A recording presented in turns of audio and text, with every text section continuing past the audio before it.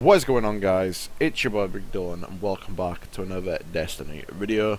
In today's video I'm going to be putting all of the exotic scout rifles that are in Destiny at this moment in time into a exotic tier list. I'm going to be basically breaking them down one by one, giving my opinion on each, giving them a rating from C- all the way to S for each weapon for both PvE and the Crucible.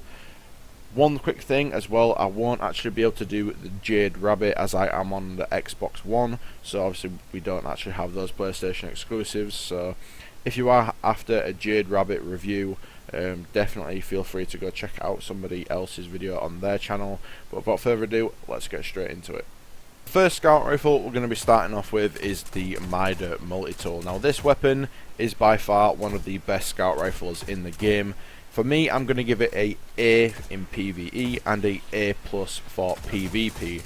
Now, the scout rifle doesn't really have any, super unique perks. Third eye is really nice in general for Crucible, mainly. PvE doesn't really, matter too much.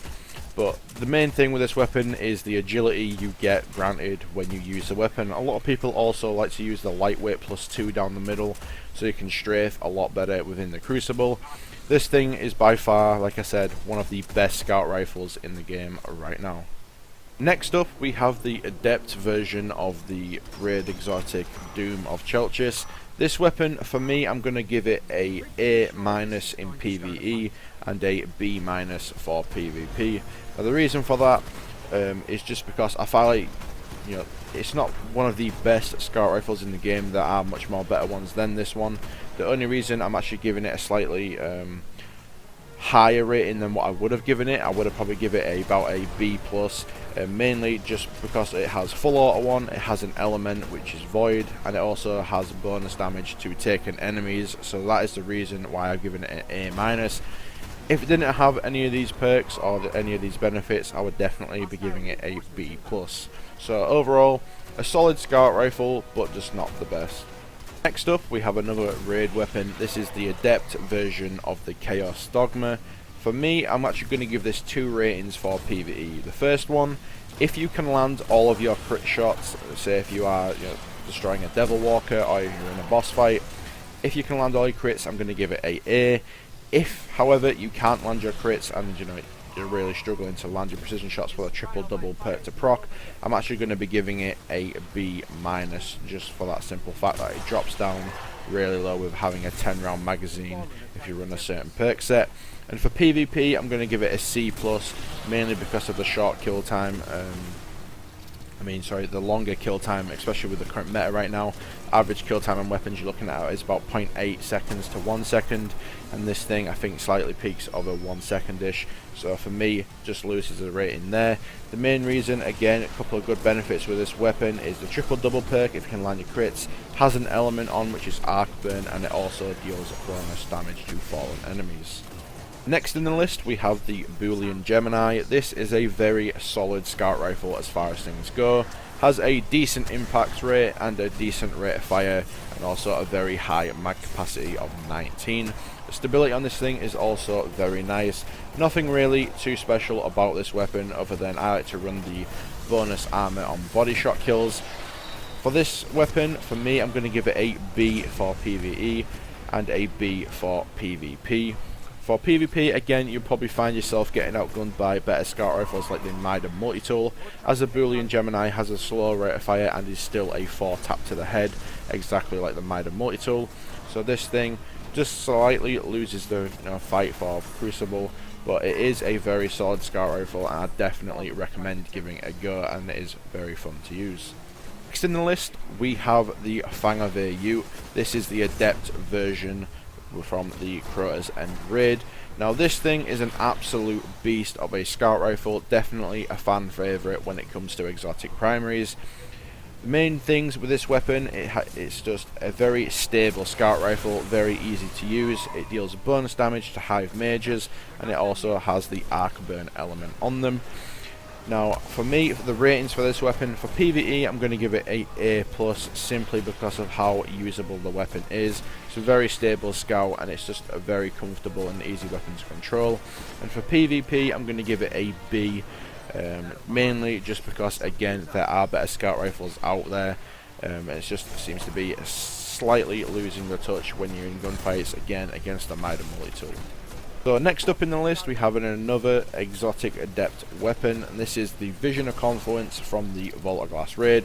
For me, by far, again, one of the best scout rifles in the game, paired with the Fang of AU. This thing is super stable, it has full auto one, has the solar burn element, and it also deals bonus damage to oracles. So if you are doing the Vault of Glass raid, this is definitely a very solid choice, but you'd probably use the legendary version if you had it anyway. For me, I'm going to give this a A+ for PvE and a B for PvP. The reason for the slightly low rating for PvP, again, is because I find myself getting outgunned by other scout rifles like the Mida multi-tool. Next up on the list we have the Touch of Malice. This is the King's Fall exotic weapon that a lot of people like to use for the King's Fall raid. Now for me, this is a very situational weapon. Now with the recent nerf to the weapon where it removes Blessing of Light, what people used to do is they used to pop a Blessing of Light bubble down, then they used to use a Touch of Malice to burn through bosses, and it would basically eat the Blessing of Light shield before it went to your health. Now on the first shot it just completely removes the Blessing of Light shield that you've got, so it's lost a lot of its effectiveness in certain ways. So I'm going to give this weapon 2 ratings. If you are doing the King's Fall raid, I would give it a A+ for certain parts, like the daughters and the final Oryx boss fight, and then I'm going to give it a C- if you don't actually do the King's Fall raid. Just for general play like strikes and nightfalls and stuff like that, this thing drops down to a C- for me. And for Crucible, C- again, mainly because it's kind of pointless to damage yourself whilst you're in a gunfight. Just sort of now completely it's an irrelevant weapon now. I feel like it's completely lost its use, and most people now, when they do the King's Fall raid, they're using sleeper stimulants and stuff anyway, as that is the better option. Last weapon on the list for me is Tlala. Now this thing is an absolute beast, without a doubt. By far one of the best scout rifles in the game if you have your super active.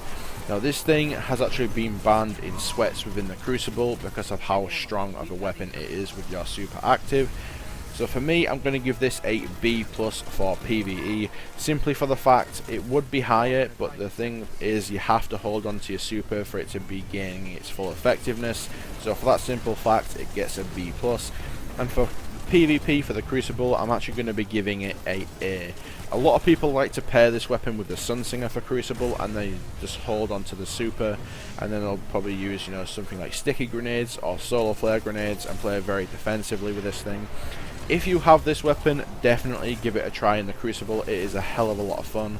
The way you actually get this weapon is from leveling your gunsmith up to rank 5, and he will give you a quest to get this weapon. Definitely get it if you haven't got it already.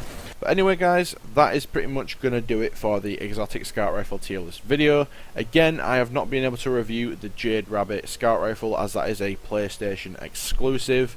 So if you are after a review for that weapon, definitely go try and find some other videos out there from other content creators on YouTube. There's plenty of guides and videos and reviews out there for the weapon. But anyway, drop a like in the video if you enjoyed, subscribe to the channel for future Destiny content. Thank you so much for watching guys, have a wonderful rest of your day, and peace.